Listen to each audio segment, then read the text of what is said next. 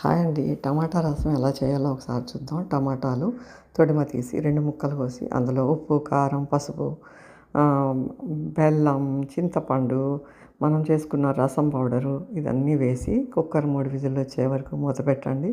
మూత పెట్టిన తర్వాత మీరు ఏమేమి వేసుకుంటారో చారులో అవన్నీ పోపంతా వేసుకొని ఇట్లా మామూలుగా పొడి పొడిగా వేయించి తర్వాత నూనె కూడా వేయించుకొని తర్వాత ఈ ఉడికిన టమాటా ముక్కల్ని కొంచెం నెమ్మదిగా ఆ కుక్కర్లో వేసేసేయండి.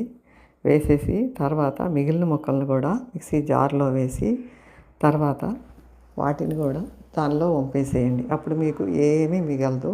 చాలా చక్కగా ఉంటుంది. చింతపండు చారు కన్నా టమాటా చారు చాలా బాగుంటుంది. మీరు ట్రై చేయండి.